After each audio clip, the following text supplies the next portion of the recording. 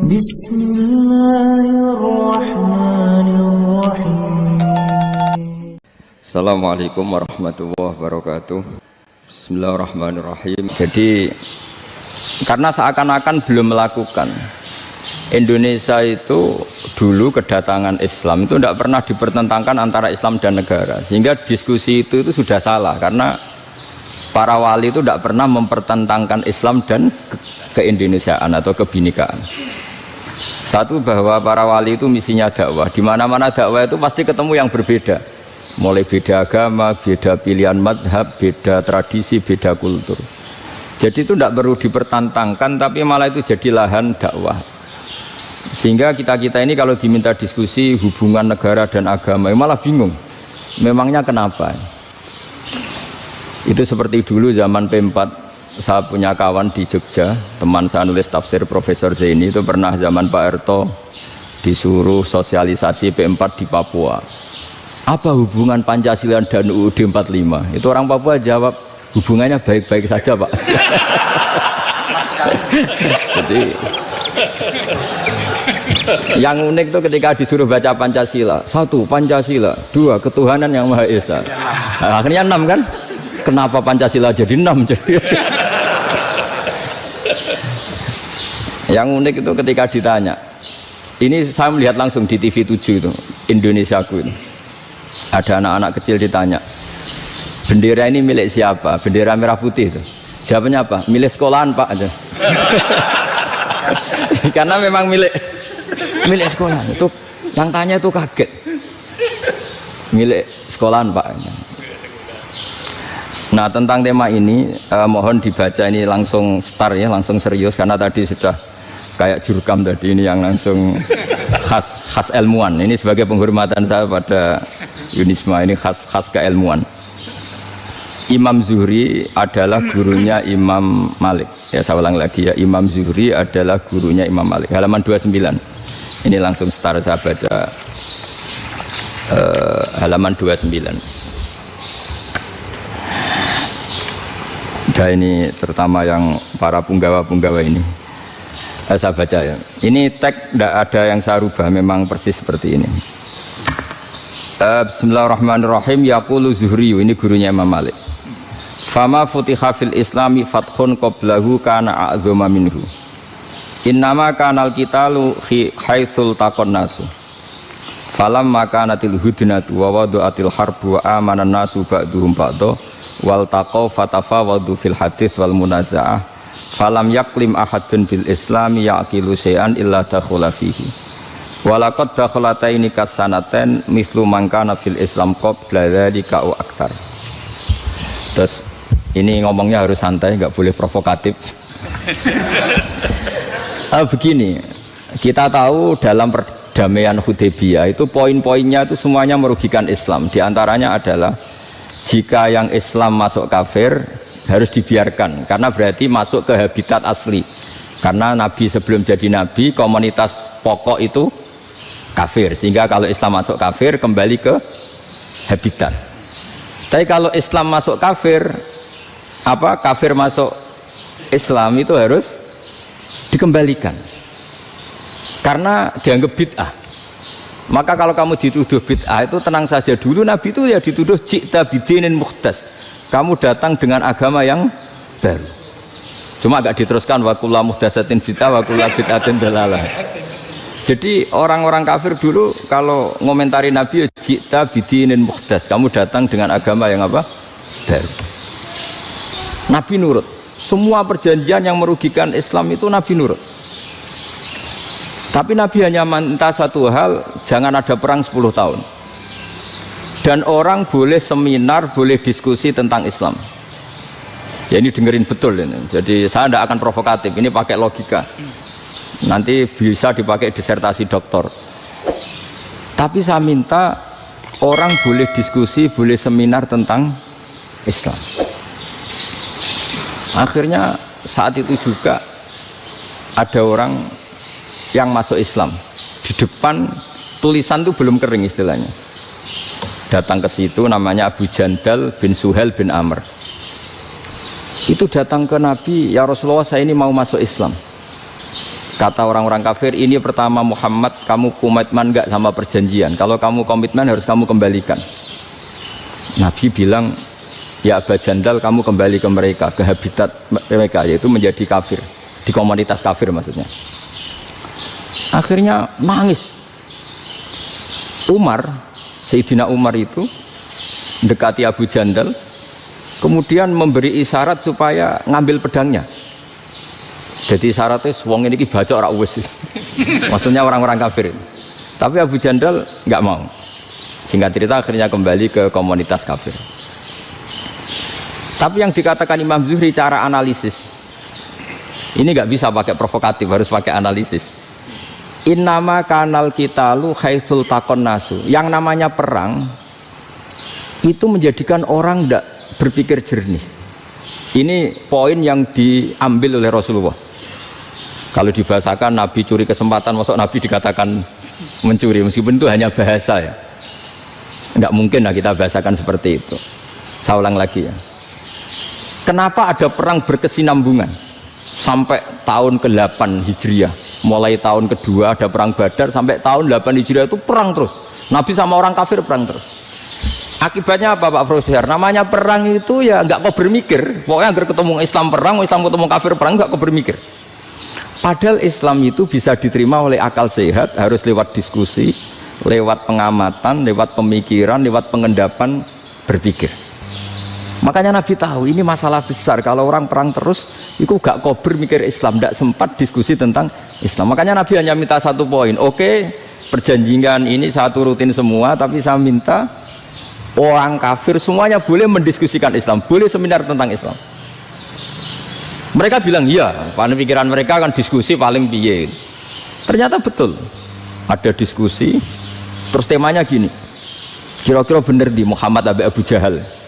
Terus Tuhan Muhammad sama Tuhan Abu Jahal itu keren mana? Diskusi. Tuhan Muhammad itu khaliqus samawati wal ardi, yang menciptakan langit bumi. Sebagaimana kampanyenya Muhammad. Ya mereka masih jangkar bilang Muhammad.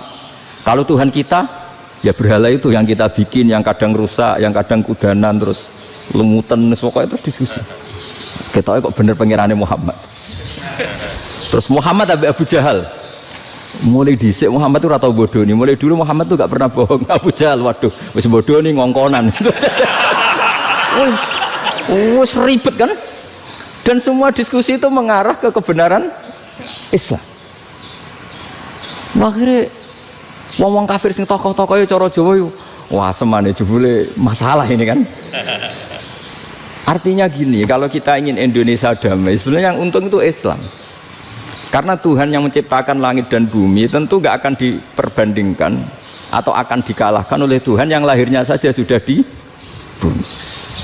Misalnya kita menjual Tuhan Allah, siapa itu yang menciptakan langit bumi, yang ada sebelum langit bumi, bandingkan dengan Tuhan yang lahirnya di bumi, ada tanggal lahirnya, ada aktenya, itu kan sudah ribet kan. Begitu juga kalau memperbandingkan tokoh, Muhammad itu siapa? Tokoh yang bisa menyatukan pan-Arabik, tokoh yang begini-begini, yang sayang istri, sayang keluarga, dibandingkan dengan tokoh Abu Jahal, Abu Lahab yang corong jauh penggaweannya yang ngerugikan orang lain.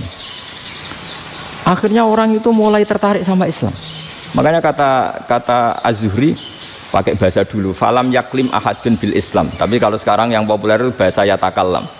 Sebenarnya yang benar itu bahasa kalimah yaklimu kalaman, karena masdarnya itu kalam, berarti sulasi nopo mujarrad. Tapi di fiilnya itu mujarradnya enggak kelaku. Jadi di fiilnya takallama yatakallamu, tapi untuk masdarnya yang kelaku kalaman. Jadi ini agak unik, agak enggak lazim. Mestinya kan takallama yatakallamu takalluman, tapi di masdarnya kalam populer, tapi di fiilnya tidak populer. Saya teruskan ya. Ini penting sekali. Jadi menjual Islam, kalau boleh dibahasakan menjual, itu tetap enak dalam kondisi damai. Karena kalau kita perang, itu bawaannya kalau ketemu ya perang. Kalau ketemu perang, sehingga orang itu rakober diskusi dulu. Saat benernya Islam sampai kafir itu bener di. Karena tidak kober diskusi, tidak sempat diskusi, orang yang milih yang kafir. Karena yang mayoritas yang kuat. Sementara Islam zaman itu lemah. Ya Nabi itu yang diminta hudnah, yang penting kita damai. Terus orang boleh mendiskusikan benar mana kita dan mereka. Ya setelah diskusi ya tadi kan nggak mungkin Allah yang begitu keren, hebat, pencipta langit bumi, dibandingkan berhala yang mengurus dirinya sendiri saja tidak bisa. Walhasil terus orang mulai tertarik sama Islam dan aturannya nggak boleh dilarang diskusi itu. Nah makanya saya pernah ditanya beberapa profesor di Jogja, Gus, suatu saat kalau kampus paling keren di Jogja ini ada Islamic Studies, kemudian pengajarnya dari berbagai agama, ini riskan nggak bagi Islam? Saya jawab, asal yang didiskusikan Islam itu nggak masalah, yang repot itu nak umat Islam. Karena kalau umat Islam yang jadi percontohan, banyak raja yang dolim, banyak pemimpin muslim yang dolim, terus identik dengan Islam itu jadi dolim, kan ribet. Ya kalau pas umat Islam, kalau Islam yang kumat kan jadi masalah kan. Nah ini kan terus jadi beda umat Islam sama Islam yang lagi apa? Kumat. Sehingga cerita terus Islam mendapat posisi yang luar biasa. Nah makanya di sini diistilahkan falam makanatil hudnah, ketika ada perdamaian wa amanan nasu ba'dum ba'do, orang merasa aman, itu fatafawadu fil hadis wal munazaah. Mereka berdebat, munazaah itu berdebat. Keren mana konsep Muhammad dengan konsep Abu Jahal, keren mana konsep Tuhannya Muhammad dengan Tuhan kita, terus diskusi dan mereka akhirnya ikrar, wah yang benar ya Muhammad lah. Di mana-mana Tuhan tuh ya sebelum langit dan bumi, di mana-mana Tuhan ya punya reputasi menciptakan. Masa Tuhan reputasinya diciptakan, kayak berhala dan sebagainya. Ibadah juga gitu. Ibadah wong kafir itu kalau tawaf itu telanjang, ibadah Muhammad santun pakai pakaian, terus akhirnya mereka mulai tertarik Islam. Sehingga saya lihat di beberapa tafsir, saya memang tidak akan ngomong yang tidak serius, ngergani Unisba ben sawangane pemikir serius. Di Quran itu sampai lihat di tafsir Tobari itu ada ayat bal naqzifu bil haqqi 'alal batil fayadmaghuhu fa idza huwa zahid. Qadzafa itu kalau di kamus tak lihat itu takallama bila dalilin. Qadzafa itu yes, pokoknya sekenanya. Artinya gini, kebenaran Islam atau kebenaran hak itu kamu taruh sekenanya saja itu tetap menang. Apalagi kamu taruh secara teratur, kamu taruh sekenanya saja itu tetap menang. Sehingga di sini banyak sahabat yang hidup di Cina. Sekarang juga banyak orang alim yang milih hidup di Amerika, banyak orang alim yang milih hidup di Inggris. Dan mereka pede, percaya diri karena kebenaran itu kamu letakkan di mana saja, itu tetap akan menang, akan menemukan momentum kemenangannya. Misalnya gini, contoh paling gampang. Dulu para peneliti, saya ulang lagi, dulu para peneliti itu ya datang kemana-mana, termasuk Ibnu Battuta, termasuk Ibnu Khaldun, ya semua peneliti itu suka neliti. Setelah diteliti, Quran itu satu-satunya kitab suci yang membicarakan sains, misalnya tentang falak, tentang astronomi, tentang asal-usul kejadian manusia, kejadian makhluk. Juga bicara tentang geografi, geologis, semuanya. Sementara kitab lain hanya cerita tentang mawaid wal hikam wal ibar. Jadi diteliti kayak apa, pada akhirnya hak ini yang menang. Bal naqzifu bil haqqi 'alal batil fayadmaghu fa idza huwa zahid. Saya berkali-kali cerita, ada ulama yang ahli matematika. Ketika ditanya kenapa kamu suka ngajar matematika, sampai muridnya itu ragu, ini guruku mlebu swarga ta ora, penggaweane mulang matematika. Tapi para muridnya bermimpi bahwa Imam Amudi itu disuruh ngajar para malaikat. Dan itu pede betul dia. Kata Allah, ini ulama saya yang iman kepada saya setingkat iman kamu. Jadi malaikat itu tidak mungkin Gusti, kita menyaksikan langsung engkau, sementara ini di bumi nggak nyaksikan jenengan. Kenapa bisa sepede dan seyakin itu? Akhirnya Imam Amudi disuruh ngajarin matematika. Jadi Anda kalau profesor itu nanti harus sempat ngajari malaikat, itu baru benar-benar profesor. Jadi nanti di akhirat ngajari siapa? Malaikat. Jadi ada seminar yang melibatkan banyak malaikat, narasumbernya itu seorang profesor. Itu ketika kenapa engkau begitu yakin kalau Allah itu Tuhan dan Allah itu Al-Wahidus Shomad. Terus Imam Amudi mulai nulis angka agak beraturan. 2, 3, 4, 5 sampai 1 miliar, 1 triliun, semuanya enggak beraturan. Kata beliau, nisbatus naini wasalasa ila ma la nihayatalaha iku nisbatul far'i ilal asli. Mbok angka sebanyak apapun 2 dibanding 1 ya far'ul wahid, 3 dibanding 1 ya far'ul wahid. Semua angka yang enggak terhingga pun dibanding 1 semuanya far'ul wahid. Semua angka sebanyak apapun itu cabang dari angka 1. Fakullu hadhil awalim far'un minal wahidis somad, yaitu Allah Subhanahu wa ta'ala. Akhirnya malaikat tepuk tangan, iya juga. Jadi begitu juga ada ulama itu ahli gambar. Saya dulu ngaji sama Mbah Mun Al-Husunul Hamidiyah, itu kitabnya itu banyak gambarnya. Dan kali gambar yang ngawur betul, mangga ahli gambar. Saya epol, terus sempurna lele. Semua gambar bangunan, gambar sapi, pokoknya gambar. Ternyata dia menemukan Tuhan itu dari gambar. Gambar serapi ini atau seruwet ini sama. Gambar rapi sama ruwet itu sama kalau dalam pandangan tauhid. Dimulai minan nuqtah al-wahidah. Kowe cek gambar sing rapi, sing indah, cek gambarmu elek. Dimulai dari 1 titik, dan titik ini nuqtatil wujud, yaitu Allah Subhanahu wa ta'ala. Jadi nak cara ahli tauhid gak penting gambare api, menang lomba atau ora penting. Butuhe hadis surah ini gambar baik yang rapi maupun ndak adalah min nuqtah dari 1 titik. Nah, alam raya sebanyak ini mbok gambar mbok ora, cek mulai Mars sampai Jupiter kabeh semua bentuknya yang banyak ini semuanya min nuqtatil wujud, yaitu dari titik wujud. Gini kok Allah Subhanahu wa ta'ala. Di sini hebatnya ulama-ulama, mbok dia pengajar matematika, mbok pengajar gambar, semuanya dipakai perangkat untuk tauhid. Nah, itu kan juga bagian dari Islam damai, Islam yang sangat jadi tidak perlu perang untuk orang dipaksa Islam. Nggak perlu provokatif kayak tadi pidatonya rektor jenengan tadi. Jadi ciri utama ilmuwan tuh kalau ngomong datar tapi logikanya nggak terbantahkan, itu ciri khas ilmuwan. Kalau ciri khas politikus kalau ngomong itu keras, provokatif lah kira-kira gitu. Tapi isinya biasa. Nah saya berharap nanti semua profesor doktor itu datar tapi isinya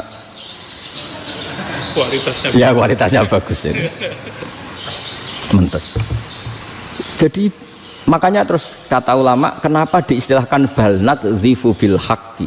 Kenapa pakai qadzafa sementara qadzafa maknane takallama bila dalil? Maksudnya bila dalil di sini itu min ghairi ikhtiyajin ila dalilin. Kebenaran itu memang enggak butuh dalil. Apa kita perlu dalilnya apa? Buktinya apa? Kalau 3 itu cabang dari 1. Wong gendeng yang takok gitu pas orang gendeng. Wong 3 cabang dari 1 kok ditanyakan buktinya apa? Itu min awalil bidah. Pertama orang pasti tahu kalau 3 itu far'ul wahid, 1 juta juga far'ul wahid, 1 miliar juga far'ul. Gambar yang sebanyak apapun ya dimulai dari 1 titik, cek gambar bener maupun yang tidak. Akhirnya apa? Ulama dulu itu sebegitu rileks nerangkan tauhid. Lalu kenapa asma ini yang ya ini kan khas NU ya, khas pesantren. Sebenarnya saya keberatan pakai istilah khas NU, pakai khas pesantren karena NU itu anaknya pesantren, jangan dibalik pesantren anaknya NU, karena sebelum ada NU itu ada pesantren. Tapi kayaknya Unisma lebih suka pakai bahasa NU dan saya ya agak-agak orderan yang terpaksa disuruh ngomong. Ini agak apa ya, agak kacau sebetulnya ini, agak kacau. Jadi NU itu sama pesantren itu tua pesantren. Jadi NU dilahirkan pesantren, bukan dibalik pesantren dilahirkan NU. Sehingga barokahnya didirikan pesantren ini, kadang nyuwun sewu sekali Mbah Hasyim itu kadang ide besar beliau itu ora dituruti wong NU. Jadi Mbah Hasyim cara kula kok dadi Mbah Hasyim ya mangkel. Mbah Hasyim itu ngarangno kentong. Nggih ngaramno beduk, tapi wong NU nganggo kentong. Beduk. Dan uniknya Mbah Hasyim enggak tersinggung. Karena ciri khas pesantren itu membolehkan perbedaan apa? Pendapat. Itu masyhur khilafnya Mbah Hasyim sama Mbah Fakih Mas Gumambang itu sampai dikitabkan. Saling ngeritik, saling macam-macam lah. Jadi cara berpikir Mbah Hasyim ketika Nabi rembukan, ini gimana ya cara menentukan waktu sholat ya? Ya pakai kentong ya Rasulullah, dzakalin nasara itu untuk orang Nasrani. Ya pakai buk itu trompet, dzakalil Yahud itu untuk orang Yahudi. Terus ada yang lagi pakai api ya Rasulullah, dzakalil Majusi itu orang Majusi. Setelah itu ada orang datang lari-lari cerita mimpi azan tadi. Ya itu terus dipakai sarana pemanggilan sholat ya adzan itu. Sehingga Mbah Hasyim menolak kentong. Karena mantas sababi qaumin fahuwa minhum. Beliau keras sekali sampai bilang haram. Beliau judulnya ya haram, Al-Jasus Antakrimin Nakus. Setelah naskah itu sampai ke Mbah Fakih Mas Kumambang di Gresik situ, di daerah Dukun situ. Dulu nggak ada WA ya, jadi sampainya ya lama. Makanya saya sampai sekarang nggak punya WA, karena ya saya ulama kan, kalau WA-an terus ya jadi ulama. Nggak jadi ulama, main WA-an terus itu. Nah itu termasuk rektor gak kau bermikir itu mesti kebanyakan WA. Karena kan otaknya didikte oleh sesuatu yang masuk. Sesuatu yang dilihat itu kan pasti mendikte kita. Beda kalau yang enggak WA-an kan mikir apa kita yang menentukan. Kalau WA-an kan kita ditentukan. Mau mikir anaknya butuh apa, gara-gara WA informasi Jakarta mikir Jakarta. Padahal secara kewajiban ngapain kamu orang Malang mikir Jakarta. Gara-gara WA mikir Jakarta belum selesai ada berita di Sulawesi, mikir Sulawesi. Habis itu mikir NTT. Makanya semua orang sekarang merasa tokoh nasional gara-gara informasi yang masuk itu nasional. Jadi Masio RT yang mikir gimana Gus Indonesia. Ada RT sampai lupa kalau dia itu RT. Jadi semua orang sekarang merasa tokoh nasional. Nah, itu gara-gara apa coba? Akhirnya semua orang juga punya ide tentang nasional. Harusnya negara itu gini-gini. Jebule wonge sing duwe ikon itu sapa? RT. Ribet kan? Saya teruskan. Setelah naskah itu sampai ke Kiai Fakih Mas Kumambang. Beliau itu marah besar. Ini harus dilawan, dan saya bukan karena benci Mbah Hasyim. Beliau teman saya ketika ngaji Kiai Mahfud di Mekah. Jadi Mbah Fakih dan Kiai Hasyim itu teman ketika ngaji di Mekah. Secara ngelawan tuh lucu, gak ilmiah, tapi gak ilmiah wong alim tetap ilmiah. Di mana-mana serupa itu tidak sama. Ya kalau mungkin zaman Nabi di Medina itu, zaman itu kentong itu identik dengan milik Nasrani. Di Indonesia beda. Pos kampling ya kentong, kebakaran ya kentong, wae sarapan orang di LP ya pakai kentong. Jadi tidak ada jaminan kalau kentongan itu identik dengan Nasrani. Lalu haramnya di mana? Yang di mana-mana tasabuh itu identik. Ini tidak identik. Mulai masalah kan? Mulai masalah. Jadi beliau gaya judul Hazruus. Hazruus itu kepala bergeleng-geleng. Sekarangan kok ngene. Jadi sekarangan kok provokatif gitu. Nah, dan itu Mbah Hasyim ya hormat Mbah Fakih hormat Mbah Hasyim. Saya sendiri secara pribadi itu lebih suka pendapat Mbah Hasyim sebetulnya. Karena bagi saya sholat itu sakral. Ya sudahlah, kalau sakral ya dipanggil dengan sesuatu yang sakral, yaitu kalimat thayyibah adzan.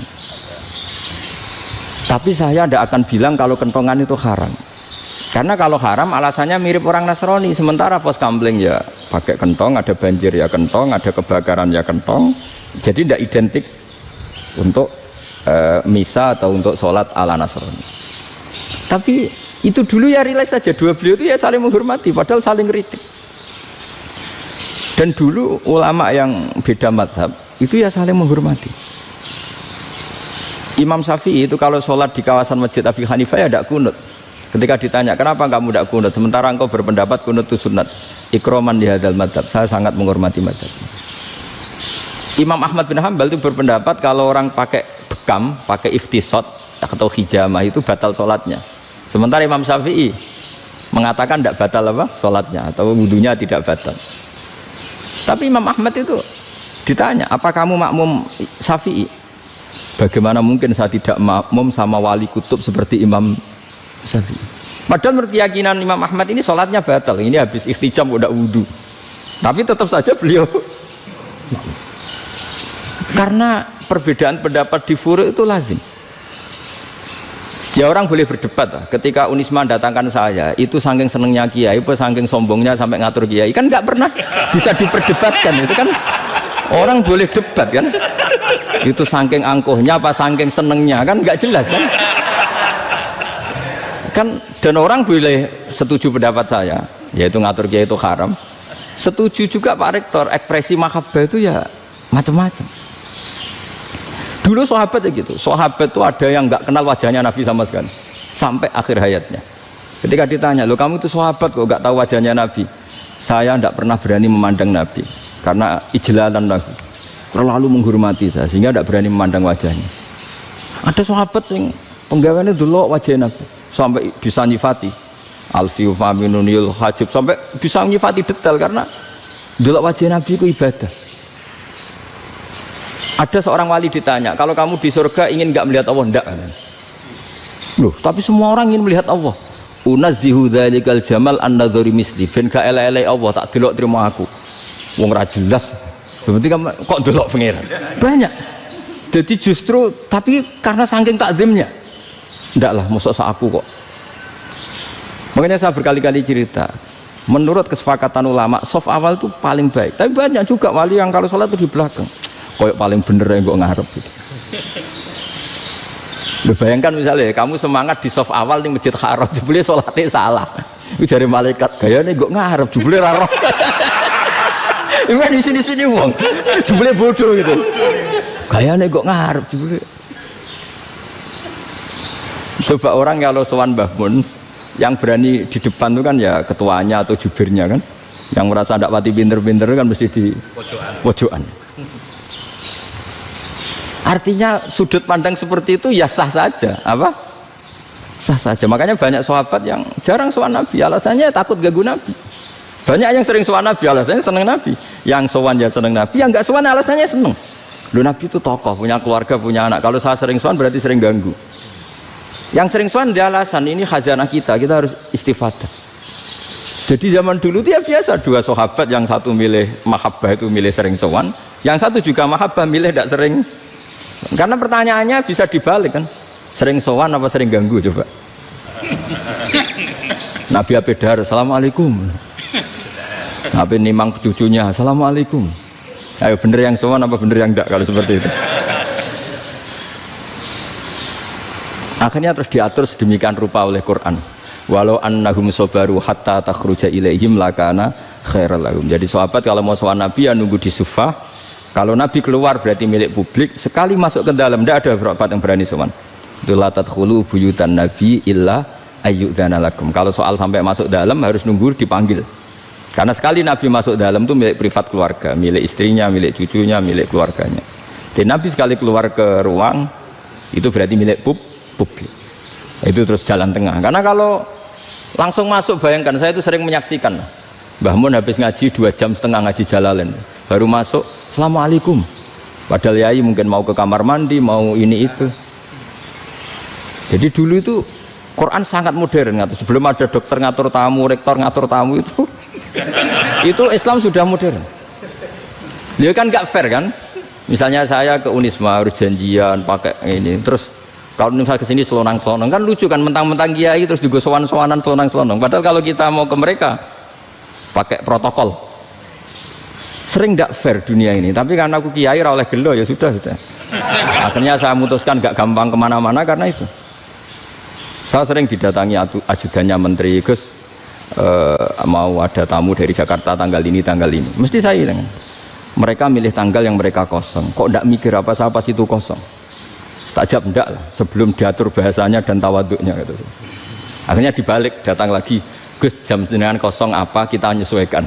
Lah itu lagi dia akhlak kata saya. Itu baru punya akhlak kata saya. Bukan masalah ini, bukan masalah gengsi ya. Saya sendiri itu dolan ke alumni itu jarang, karena ya takut. Kiai kan ya nganggur, jam 9 nganggur, jam 10 nganggur. Bisa saja alumni itu kerja di pabrik, bisa saja yang latihan ekonomi di pasar. Jika kalau saya datang jam 9, iki kiai sing nilai santri ini, apa kiai sing ganggu santri. Nah karena orang ini melakukan rutin, gak kok berpikir, pokoknya ini jenis silaturahim. Mau nyerah kok berpikir, padahal kalau diangen-angen, ini kiai yang nilai santri ini, apa kiai yang ganggu santri ini karena datang di jam kerja. Nah, bayangkan kalau kebenaran dulu itu dikawal oleh satu peradaban perang. Jadi Nabi sesuai diangen-angen oleh Nabi. Perang Badar menang Nabi, perang Uhud menang wong kafir, perang ini gonta-ganti. Apapun itu yang penting satu kesimpulannya, cara Rasulullah kesimpulannya satu. Orang tidak kober mikir kebenaran secara mengendapkan pikiran dengan pikiran jernih. Maka hebatnya Nabi ketika perjanjian, pokoknya saya minta nggak ada perang. Dan orang yang boleh mendiskusikan Islam. Itu luar biasa idenya Nabi. Karena bawaan perang itu wong kan nggak kok bermikir. Ibarat seorang misalnya seneng satu perempuan, ketemu rivalnya langsung perang kan nggak mikir. Tapi kalau kau bermikir, dia ngenangen cawe wedok iku ora seneng aku. Untungnya apa untuk wong ayu ora seneng, malah mau loro hati. Terus sudahlah, buruan dialihkan kemana kan gitu. Itu nak mau amen WA nan tukaran lewat SMS atau tarung langsung ora kau bermikir. Tapi kalau kau bermikir, akhirnya berpikir nih. Perempuan tadi sebenarnya yang disenangi siapa? Oke, ternyata senang Pak Erick. Sudah kita ngalah. Karena tidak ada nikmatnya kan menikahi perempuan yang sama sekali tidak mencintai kita.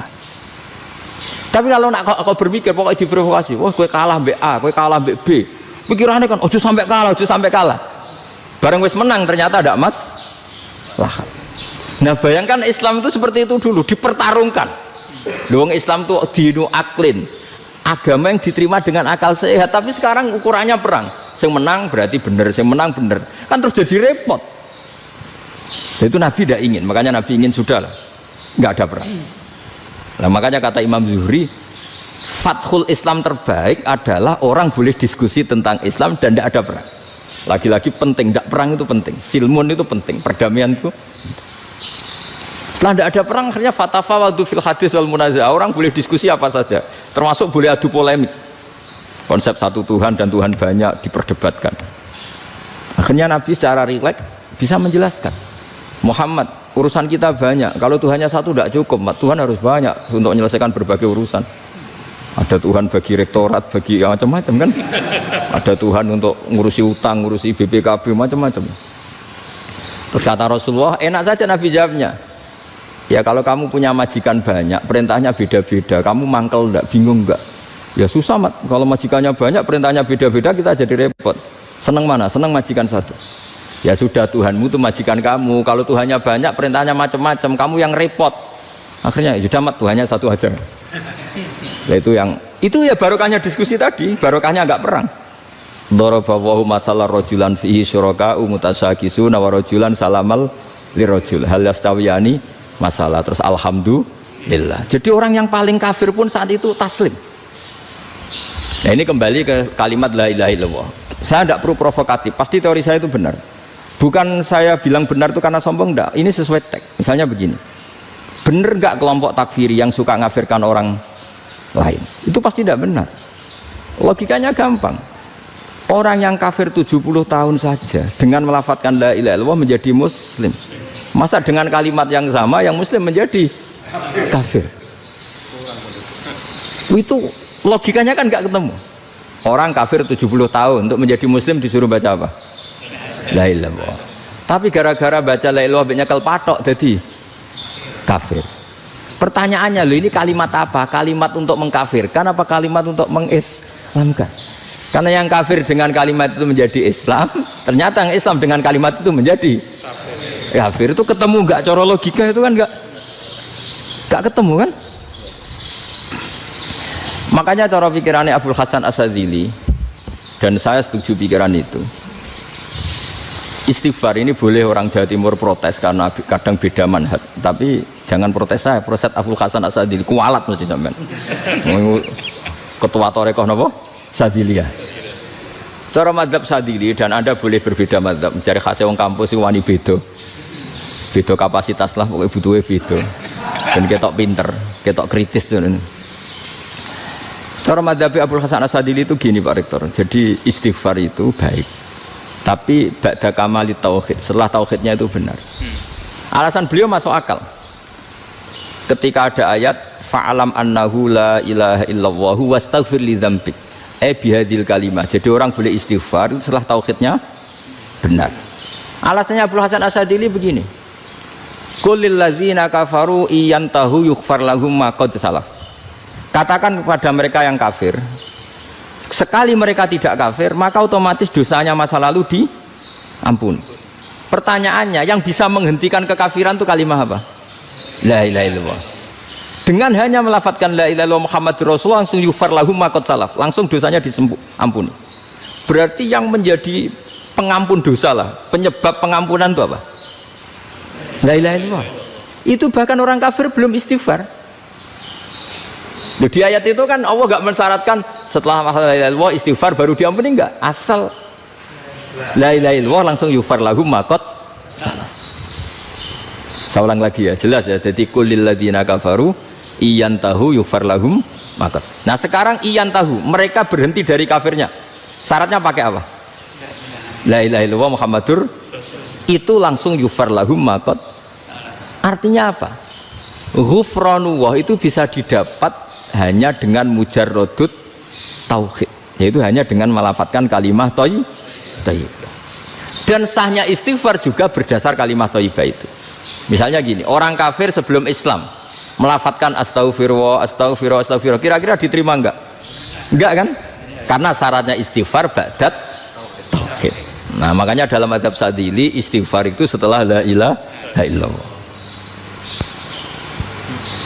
Karena cara pandang ya seperti itu. Jadi fa'alam annahu la ilaha illallah wastaghfir li dzambi. Jadi dengan kebenaran tauhid saja ini sudah cukup kita insya Allah layak diampun. Karena innallaha la yaghfiru ayyusyraka bihi wa yaghfiru ma duna dzalika liman yasha. Jadi orang yang tauhidnya benar itu bisa diampuni Allah asal tauhidnya benar.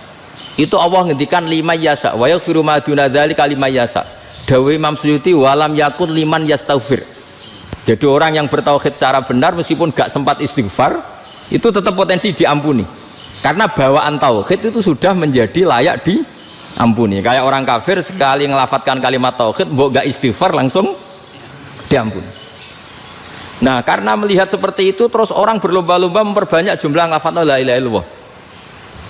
Jadi kita-kita yang alim, kita semua, saya tidak bilang saya, kita, termasuk yang di pinggir-pinggir saya, ngaku alim orang masalah lah, sopai. Kita semua yang alim-alim itu tahu bahwa la ilaha illallah itu super.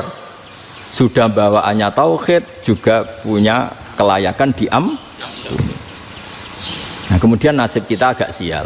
Malah kalimah ini dituduh bid'ah, dituduh khurafat.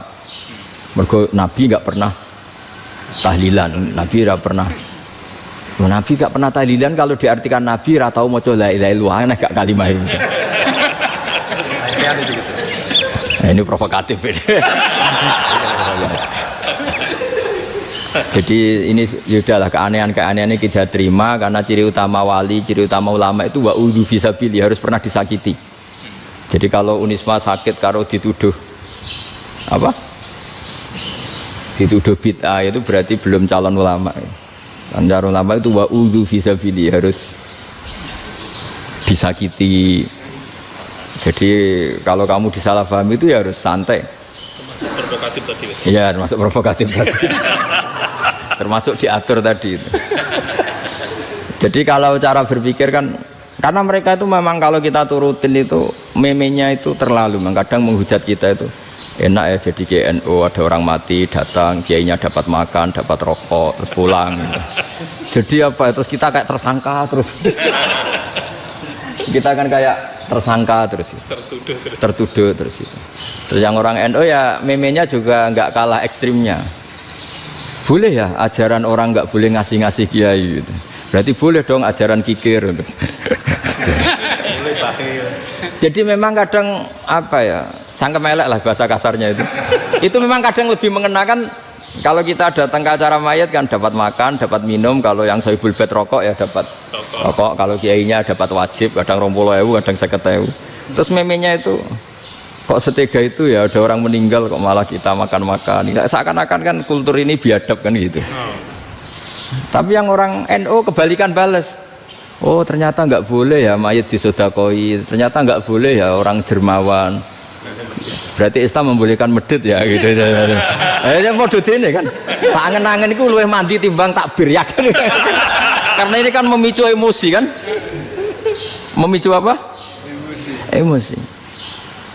Nah tapi saya kalau disuruh bela mana itu tidak ada yang saya bela. Ya seorang sudahlah, kalau mau nganggur saja sudah itu juga. Ya tapi itu memang apa ya, itu khazanah Islam, ada yang kritik, ada yang enggak. Ya itu memang khazanah, ya biasa aja, kalau saya biasa aja. Karena dulu ulama itu sudut pandangnya itu ya seperti itu. Ada yang ulama suka ibadah itu sholat, ada yang milih apa tidur. Sampai Imam Ghazali bilang suatu saat ibadah terbaik di zaman akhir itu tidur kan. Sholat saja kalah sama tidur kan. Tapi itu loh ya, Yang wajib tetap terus kamu gak sholat wajib. Begini beliau mencontohkan itu. Ada orang sholat tahajud terus obsesinya itu ingin hajatnya terkabulkan. Sementara yang tidur obsesinya nikmati rahmatnya Allah, boleh tidur, bisa tidur. Kata Imam Ghazali, timbang kita tahajud terus nuntut pangeran aduk turu katanya. Mergo engko dia akibat terus setan memberi bisikan, "Lho nyatanya kamu tahajud ya gak terkabul." Berarti cerita bahwa Nabi ngendikan kalau doa tahajud mustajab enggak.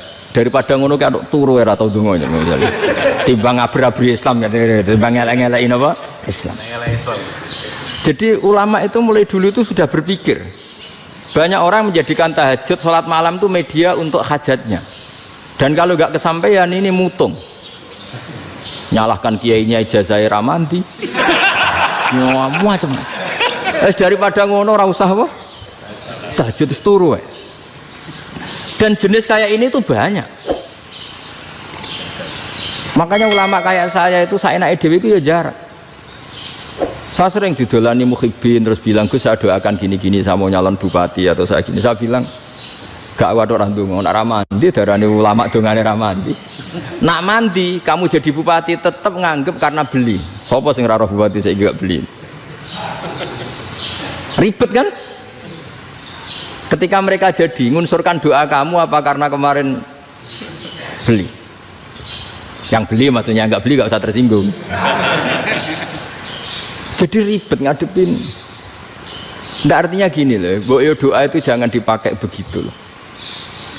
Kalau minta nasihat tak nasihati, jadi bupati yang baik, gubernur yang, kalau minta doa itu resikonya. Akhirnya gigi kalau diminta doa ya doa, sebenarnya diisinya itu nggak doa kemenangan. Selamat. Itu nggak selamat gitu. Karena ribet. Makanya Islam itu doa itu setelah iman. Aturan iman benar baru doa. Aturan iman benar termasuk Allah itu yaf'alu ma yasha, boleh melakukan yang dikehendaki. Allah nggak boleh terdikte oleh doa kita, nggak boleh. Ya saya ulang lagi ya, mazhab Hasan Asyadzili ini khas kita. Jadi la ilaha illallah itu didahulukan sebelum istighfar. Tapi kebalikannya mazhab Imam Sanusi itu dibalik. La ilaha illallah itu kalimat yang sakral. Karena yang sakral dibutuhkan muqaddimah, yaitu yang melafadzkan harus yang sudah bersih, yang sudah steril baru melafadzkan la ilaha illallah. Maka dalam mazhab Sanusiyah istighfar dulu baru la ilaha illallah. Nah, dalam mazhab Abu Hasan Asyadzili kebalikan, istighfar itu sah setelah sahnya tauhid. Kamu ikut mana dulu? Asyadzili apa Sanusiyah? Alhamdulillah sama-sama tidak paham, ya sudah. Akhirnya sudah, ya nggak kemana-mana kan gitu. Jadi apa ya? Terus ini saya teruskan, ini biar khas pesantren atau khas NU lah, kalau bahasa Pak Rektor khas NU. Ini Ben sampean tahu beberapa perbedaan itu lazim, halaman 24. Ya, halaman 24 sama 25. Tak baca, ini masih orisinil. An Sufyan bin Uyainah, ini juga gurunya Imam Syafi'i. Kata Sufyan bin Uyainah, beliau cerita, kana Isa wa Yahya alaihi masalam ya'tiyanil qaryah fayas'alu Isa an syirari ahliha wa yas'alu Yahya an khiyari ahliha. Jadi Nabi Isa dan Nabi Yahya itu satu generasi, sama-sama masih muda.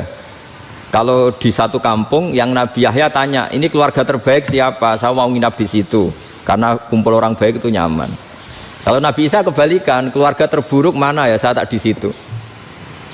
Nah terus akhirnya faqala lahu Yahya lima tanzilu ala syirarin nas, kenapa kalau kamu bermalam kok malah kumpul orang-orang yang nakal?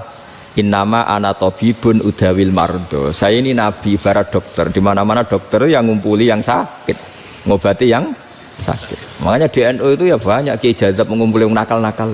Nak tepak yang ngentas yang nakal, nak tepak ya katut. Ini adu nyali lah sudah gitu. Tapi itu ada ilmunya, yaitu niru Nabi siapa? Isa. Kalau kamu dokter penelitian itu cari daerah yang banyak pandemi apa yang bersih?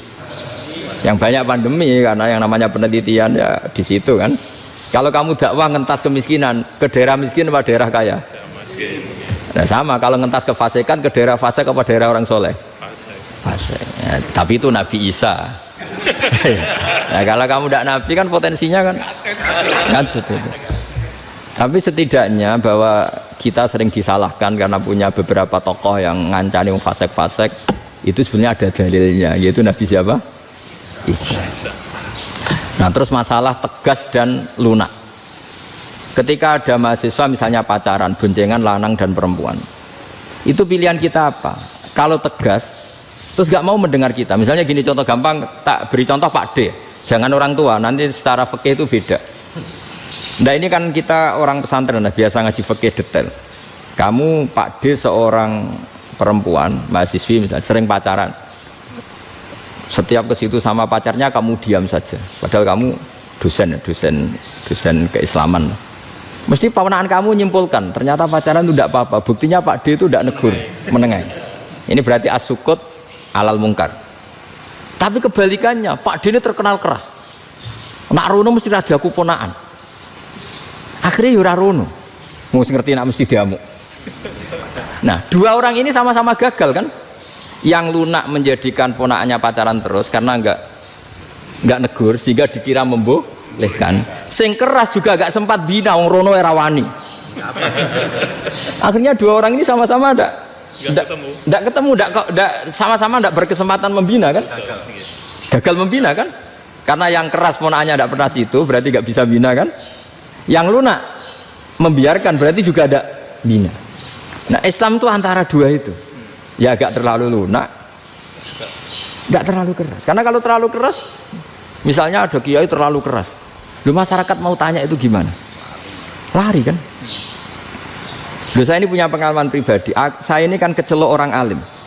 Itu kalau pernah ya saya itu berusaha ya pokoknya ya umumnya orang alim lah. Tenang, terus anteng, enggak gejlok-gejlokan. Itu enggak ada yang tanya. Saya mimpi ketemu beberapa ulama itu disalahkan. Terus umat saya kalau mau tanya itu ke siapa? Wong alim wis wibawa, meneng tambah banget wibawanya. Bala Quran sering gojlok rektor macam-macam. Terus wong wanita kok, saya biasa ke pasar pandangan dicegot orang. Gus, putri saya itu sering keluar darah tapi melebihi batas haid gini-gini. Kalau badhe sowan jenengan, gak usah sowan ning kene mbek ngadeg-ngadegan. Terus tanya, yang haid berapa hari, Gus? Ya supaya rudat ilal adat sebelum dia punya penyakit istihadah itu berapa? 6 hari ya sudah, kembali 6 hari lainnya mustahadah, tetap sholat, tetap normal. Tapi kalau sawi bawa moro pasar go tasbih duwilu. Iku mesti wong salaman njaluk donga yakin. Tapi baru kayak rada uraan ketemu wong-wong, dol pening ndi? Maaf pening ndi? Gus beneran Gus ketemu jenengan kula wingi badhe tua kok. Akhirnya tanya. Dadi uraanku iku amdan. Lha nek sampean asli iki asli uraan. Karena ada uraan lah tetap tidak wibawa kan. Jadi baru kayak uraan itu ya banyak. Saya itu kalau ngantor di Jogja itu banyak orang yang tanya. Ya biasa tuh tanya macam-macam. Karena saya uraan. Ke pasar ya orang, bahkan di bis sering ketemu orang. Wah beneran Gus kalau badhe sowan jenengan badhe tanya ini. Ya sudah di sini aja. Jadi semua itu diilmoni. Nabi itu punya sisi yang dua-duanya jalan. Memang beliau luar biasa, dipilih Allah yang luar biasa. Nabi ketika wibawa itu banyak sahabat yang bahkan mengenali wajahnya aja tidak bisa. Ka'anna ala ru'usihim at-thair. Bayangannya seakan-akan di kepalanya itu ada burung yang takut terbang, saking antengnya. Tapi Nabi sekali mengeluarkan job, sekali santai, itu sahabat tanya itu sampai yang nggak pantas ditanyakan. Nabi saat tadi kumpul istri saya, tapi tidak inzal, itu wajib mandi ndak. Aro'aita law anna ahadana ya'ti imra'atahu wa lam yunzil. Itu ya ditanyakan. Nabi mun kumpul ya betul saged inzal sepundi. Guys betul lagi. Terus ya ada yang tanya macam-macam. Ini saking ada sahabat dipanggil Nabi tambah lari, dipanggil lagi tambah lari. Panjenengan nyeluk, oh pas kula kumpul bojo kula. Lah kula kuwatir jenengan orang suci, saya belum mandi, makanya saya lari. Nabi ngendikan innamal mukmin thahir, ya nak masalah ketemu kiai ra apa-apa ijek junub. Penting kok nak salat ki adus sik. Tapi Nabi sekali pakai mazahirul jalal, tapi pakai wibawanya, itu orang enggak berani ngomong. Tapi sekali Nabi rileks, itu orang bisa tanya apa saja, termasuk halal yang enggak pantas. Lalu ada sahabat itu tanya lucu, tanya Maimunah. Maimunah itu ya cantik tapi sudah agak tua lah. Maimunah, ya umal mukminin, hukumnya ngambung bojo pas Ramadan piye? Wah gak roh aku, gak tahu diambungkan Nabi pas Ramadan. Tanya Saudah, wah malah orang arah diambung. Kalau Saudah itu kan istuwa itu. Lucunya istrinya dia jawab, tanya Aisyah yang mungkin Nabi. Iya yang mungkin tanya Aisyah. Itu yang usulnya istrinya Nabi Maimunah. Salu Aisyah. Tanya Mbak Aisyah. Ya Amirul ya Ummul Mukminin gini-gini. Aisyah yang cantik masih perawan kan. Qabbalani Rasulullah bahwa oh Nabi biasa ngambung-ngambung pas Ramadan dan beliau tetap puasa. Akhirnya fakih ngarang kan wa takbil fi Ramadan wa tublah la tubtilu shauma ngambung ora. Iku ya udah biasa di sini. Ya nasi bojone ayu. Nah ini artinya seasik itu. Jadi garwane Nabi sing ngrasa rodok tuwa. Wah, aku ora tahu ya. Kok Aisyah. Serilek itu dulu itu. Maksudnya orang Islam pertentangan itu. Maksudnya ini ya balik semua ini bedanya orang pesantren sama orang kampus. Kalau orang kampus mau cerita agama itu rahmatan lil alamin, tapi nyontokno rileke ora iso. Agama itu rilek, tapi nyontok no rilek ora iso. Mergo ya rapati ngaji. Contohnya ora iso, tapi mau gawe kaidah mau Islam itu rahmatan. Jadi Nabi itu lah, Allah juga gitu. Allah itu kalau sudah memperlihatkan madzahirul jalal, itu mbok malaikat Jibril rawani. Ketika Allah dengan madzahirul jalal. Tapi kalau Allah dengan madzahirul jamal, madzahirul apa? Jamal. Iku yo gojol-gojol kan ambek makhluke gojol. Yo buli-bulian cara sakniki. Ya sampean delok ning hadis syafaat itu, akhiru man dakhalal jannah atau akhiru man kharaja minan nar itu di beberapa judul. Ada seorang rojul yang ahli neraka ya, dintas mbek pangeran terus ditudono swarga. Gusti, swarga sengiler tok ora wong wayu roh, wis wong ngiler tok. Ngerjaluk Gusti mosok roh tok ora oleh mlebu. Jarimu asal mlebu metu kon neraka ora jaluk-jaluk meneh. Sumpah lo ya, gak jaluk apa-apa meneh. Mboten Gusti. Sekali saya keluar dari neraka ndak akan minta apa-apa lagi. Wis. Wallahi, wallahi. La as'alu ghairaha. Mesti ghaira khoslah, ghaira tilkal khoslah. Ya niku selain keluar dari neraka saya ndak akan minta lagi. Didono swarga wong do kelon seruwibet kan. Sing bojone elek kan dendam dadi ini swarga iki. Swarga wis macam-macam. Gusti mosok roh tok ora oleh mlebu. Jarine janji ra njaluk meneh. Akhire ya wis didelokno neraka. Jadi pangeran jawabe gampang didelokno neraka. Roh neraka begitu menyakitkan, begitu ngeri. Sudah Gusti saya tidak minta surga, sementing nggak masuk neraka. Rabbana srif anna adzaba jahannam. Setelah lama itu diadepno swarga nenjuk mlebu swarga, terus diadepno neraka. Akhirnya ya sudah. Saiki mlebu swarga gak apa-apa. Iku jawabe lucu. Atas taziu jenengan ngenyek kula. Wong karuan ra di swarga kok mlebu swarga. Terus akhirnya mlebu swarga, kan mlebu swarga tamanna, sangen-angen sembok jaluk apa? Orang angan-angan yang indah-indah, laka wa asratu amsal ya siku tak turuti wa asratu amsalih lan lipatan ke-10. Jawab wong lanang ya lucu. Atas tazi ubi wa anta rabbul alamin. Jenengan pangeran kok ngenyekan. Maksudnya wis karuan aku ora pantes. Terus jare pangeran, la astazi ubika walakinni ala ma asya'u qadir. Aku gak ngenyek kowe, pancen aku pangeran. Nuruti kowe iku iso. Jadi Allah sendiri ketika dengan madzahirul jamal itu malaikat ya ono sing wani bantah. Masyhur itu kan malaikat sing bantah pangeran atas alufia mayufsidu fiha wa yasfikut dima. Karena Allah dengan madzahirul jamal. Sing paling masyhur Nabi Musa. Nabi Musa itu ketika Nabi Mi'raj. Nabi Mi'raj itu beliau kira-kira di langit keempat lah yang masyhur atau kelima. Ngelangkahi. Nabi Musa nangis, "Ya Rabbi ini apa-apaan? Orang sing ja'a ba'di kemudian melangkahi makom saya ini apa-apaan?" Jadi Nabi Muhammad kan apapun hebatnya kan junior. Kok melangkahi makom saya ini apa-apaan? Enggak fair. Sampai Nabi Muhammad itu tanya gini sama Jibril. Reaksi Allah gimana ketika melihat Musa seperti itu? Jawab malaikat Jibril lucu. Ya roh khiddatahu. Allah sapal gayane Musa. Biar. Jadi lucu. Ya dibiarin aja sama Allah. Tapi wong jenenge Nabi Musa itu kekasihnya Allah. Tetap berkah bagi kita. Betul. Ketika setelah Mi'raj diwajibkan sholat 50, gentena Nabi Musa kelihatan nabinya. Sebenarnya Nabi Musa itu sebetulnya loh, gak nguntungkan kita sebetulnya. Tapi yang nguntungkan, sebenarnya tidak niat nguntungkan kita, tapi nguntungkan. Nabi Ibrahim kan di langit ke-6, keren lah. Konti jong ketemu Allah ngeten-ngeten kan sholat seket. Karena Nabi Ibrahim terkenal Nabi baik ya tidak bantah. Bareng Nabi Musa. Kenapa diceluk pangeran? Kula kan sholat ping 50. Inna umataka la tutiku dalik. Wah, gak kuat umat. Serai-rai gak umatmu ora ngarah kuat 50 rakaat. Tapi sebenarnya Nabi Musa itu niatnya bukan membela kita. Fa inna ummati umatku sing gagah-gagah ra iso meneh umat. Berarti sebetulnya ya itu masih pakai gengsinya gitu. Wes ngono-ngono lah sementing kita untung. Sebetulnya dia itu enggak terima wong umat saya aja yang lebih kuat. Enggak kuat apalagi umatmu. Lah terus sebutin irji ila rabbika fas'alhu takhfif.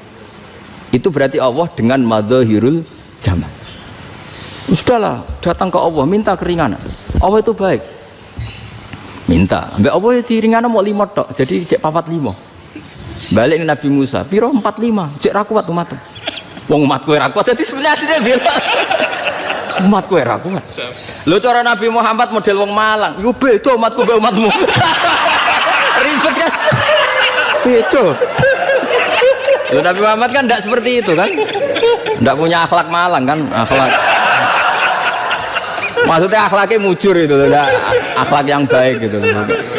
Ya akhlak yang mujur, bukan yang malang gitu. Jadi Nabi ya manut. Tinggal 40 kan, dikurangi lagi 35 sampai 9 kali kan, masyhur itu. Ya kan kalau dikurangi 55 kan berarti turun naik kan 9 kali. Itu setelah 5 itu Nabi Musa aja usul masih ragu. Itu cara Nabi munggah nentek. Ini entek ya.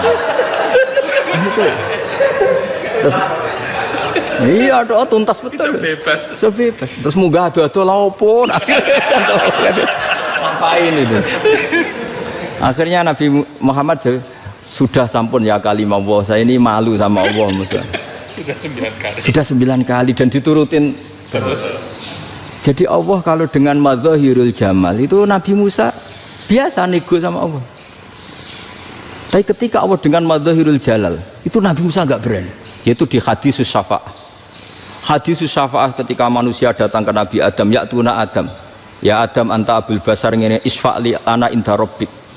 Kamu saya minta mensafaati kita. Nabi Musa, Nabi Adam inna rabbi qad ghadibal yawma ghadaban lam yaghdab qablahu mislah wa la yaghdab ba'dahu mislah. Ini Allah sedang murka besar dan tidak akan murka seperti ini lagi. Sudah saya tidak berani nafsi. Nabi Ibrahim enggak, termasuk Nabi Musa ketika di itu ya enggak berani. Karena Allah dengan madzahirul jalal. Itu Nabi Musa enggak berani. Sudah saya sendiri itu pernah salah. Yaitu saya membunuh seseorang yang enggak disuruh oleh Allah membunuh itu. Yang pas jotosi orang Kipti. Akhirnya datang ke Nabi Muhammad. Pas ke Nabi Muhammad Allah dengan madzahirul jamal. Apa dengan madzahirul jamal sampai Kanjeng Nabi ngendikan analah saya akan memintakan syafaat kalian. Terus fa ahmadu rabbi bima hamida allamaniha rabbi. Saya muji Allah dengan pujian-pujian yang orang lain tidak tahu, hanya saya yang diajari, kata Rasulullah. Ya di sini menurut banyak ulama termasuk kitab yang saya baca, kenapa Muhammad sebagian namanya Ahmadu. Itu dari af'al tafdil fa Muhammadun Ahmadu min ghairihi. Muhammad Rasulullah itu kalau muji Allah di atas cara mujinya Nabi yang lain.